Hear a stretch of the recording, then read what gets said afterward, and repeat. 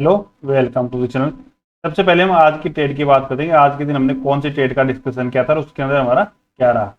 पहली ट्रेड की अगर हम बात करें तो मैंने 9:20 के आसपास पहली ट्रेड सेंसेक्स के अंदर मैंने सेलिंग की दी थी। यहाँ पे अगर आप देखोगे सेंसेक्स के अंदर 80-900 की कॉल को मैंने मेरे चैनल के ऊपर दिया था। इसका टारगेट मैंने फर्स्ट टारगेट 40 पॉइंट का दिया था, सेकंड टारगेट मैंने 80 पॉइंट का दिया था। ऐसा हमारा 40 पॉइंट का था। इसका टारगेट हमारा अचीव हुआ। उसके बाद में सेकंड ट्रेड मैंने दी थी। यहाँ पे सेकंड ट्रेड की अगर बात करें हम, एक मिनट में इसको बता देता हूँ। ये सेकंड ट्रेड हमारी ये थी निफ्टी के अंदर 25,250 की। यहाँ पे मैंने पुट को शॉर्ट करने के लिए दिया था। इसका टारगेट मैंने ऐसे सिर्फ 5 पॉइंट का दिया था। टारगेट मैंने लगभग इसका 10 पॉइंट का दिया था 1:2 की ट्रेड का। इन दोनों ट्रेड के पीछे का लॉजिक क्या था वो भी हम आगे देखेंगे। यहाँ पे देखो हमारा टारगेट अचीव हुआ दोनों। ये मैंने यहाँ पे साथ में फोटो भी दी थी कि किस कारण से ये अपसाइड में जा सकता है। तो चलो हम दोनों का चार्ट के ऊपर चलते हैं, फिर देखते हैं कि हमारा कैसे इसके अंदर टारगेट था और कितना हमारा एसएल था। दोनों चीजें हम इसको समझेंगे। अगर आपको मेरा व्हाट्सअप चैनल ज्वाइन करना तो मैं डिस्क्रिप्शन में लिंक दे दूंगा, वहां से जाके आप ज्वाइन कर सकते हो, जिसके अंदर मैं डेली 1 से 2 ट्रेड अभी लेना स्टार्ट करूंगा। जो इनको साथ में मैं शाम को बताऊंगा कि इस ट्रेड के पीछे का कारण क्या था और इसके लेने से हमें क्या क्या कौन सी स्ट्रेटेजी यहाँ पे यूज हुई।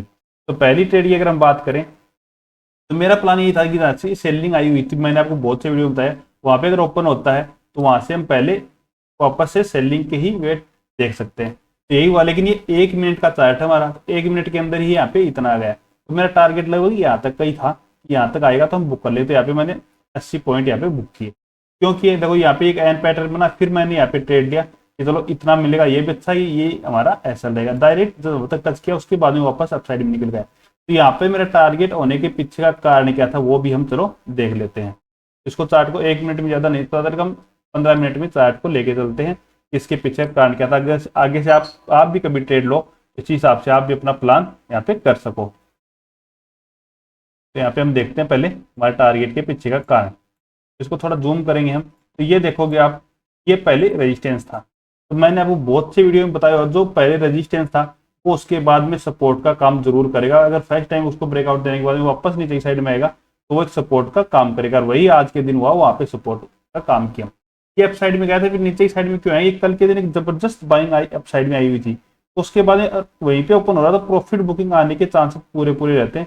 और इसी कारण से मैंने आज की ये ट्रेड का प्लान, पहली ट्रेड का प्लान किया था, जिसमें हमें एक प्रॉफिट मिला। देखोगे अगर आप लाइन को ड्रॉ करके देखोगे तो फिक्स मैंने जहाँ पे वो देखा था, रेजिस्टेंस देखा था, उसी एरिया के आसपास देखोगे तो बिल्कुल यहाँ पे देखो इसने टच किया, फिर वापस से वहां पे अप साइड में घूम गया। फिर चलो दूसरी ट्रेड का हम और देखते हैं, दूसरी ट्रेड के अंदर हमारा क्या हुआ। चलो मैं आपको एक बार वो ऑप्शन और दिखा देता हूँ। ये हमारा वो टाइम का ऑप्शन था, वो भी मैं 1 मिनट के चार्ट के ऊपर आपको मैं करके दिखा देता हूँ, कि जिससे आपको अच्छे से समझ में आ जाएगी हमारे ट्रेड के पीछे का कारण क्या था। तो ये देखोगे तो आपने देखा होगा उसके अंदर मैंने 160 के ऊपर बाइंग के लिए यहाँ पे दिया था कि ये देखो नीचे गया, फिर वापस यहाँ पे आया तो मैंने 160 के ऊपर दिया था। असल मैंने लगभग 200 का बताया था। तो यहाँ पे देखोगे 80 का पहले टच किया और उसके बाद में वापस से ये गया और फिर वापस नीचे की साइड में भी आया। लेकिन हमारा यहाँ पे पहले टारगेट दिया, उसके बाद में ऐसा, क्योंकि ऐसा जब भी सपोर्ट या रेजिस्टेंस होता है वहां से एक बार बाउंस बैक जरूर आता है। इसी कारण से मैंने 80 का ही यहाँ पे टारगेट दिया था। सेलिंग की ये ट्रेड थी, बाइंग की बिल्कुल भी ट्रेड नहीं थी, क्योंकि सेलिंग अगर एक्सपायरी के दिन अगर हम सेलिंग करते हैं तो डिक्के का बहुत अच्छा बेनिफिट मिल जाता। अगर यहीं पे अगर हम बाइंग करते तो हमें कोई भी अच्छा प्रॉफिट नहीं मिलता आज के दिन। लेकिन ये सेलिंग की ट्रेड थी, इस कारण से हमें प्रॉफिट मिला।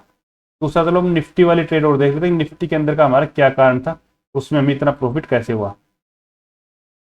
तभी चलो इसको हम 5 मिनट के चार्ट के ऊपर देखते हैं कि हमें कैसे ये ट्रेड का प्लान किया था, इतना हमारा काम किया। वो ट्रेड हमारी सिर्फ स्कैल्पिंग की ही ट्रेड थी, निफ्टी के अंदर जो हमने बाई किया था वो।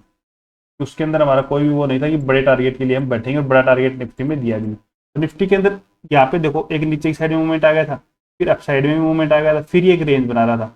तब ये कैंडल यहाँ पे क्लोज दी जब ऑप्शन को लगभग 107 के ऊपर चल रहा था। ये हमारा जो 25,250 की ट्रेड थी, 25,250 की मैंने पुट को सेल करने के लिए दिया था। टारगेट हमारे सिर्फ 10 पॉइंट के थे, क्योंकि मेरे को लग रहा था कि अगर ये नीचे साइड में आ गया तो फिर वापस से रेंज बना सकता है। इसलिए मैंने सिर्फ 5 पॉइंट का ही ऐसा बताया था कि अगर ये तो या तो 5 पॉइंट भी नहीं आएगा तो इससे पहले हमारा टारगेट अचीव हो जाएगा, और वही हुआ। वहां से मैं एक अच्छा टारगेट दिया। चलो मैं आपको अभी ऑप्शन का और दिखा देता हूँ चार्ट, नहीं आपको लगेगा कि अब तो ऑप्शन में आया है या फिर नहीं आया है। तो यहाँ पे अगर आप ऑप्शन की बात करें, ऑप्शन के अंदर भी साथ में एक सेटअप बन रहा था, वो भी मैं आपको यहाँ पे दिखाता हूँ कि क्या सेटअप यहाँ पे बन रहा था।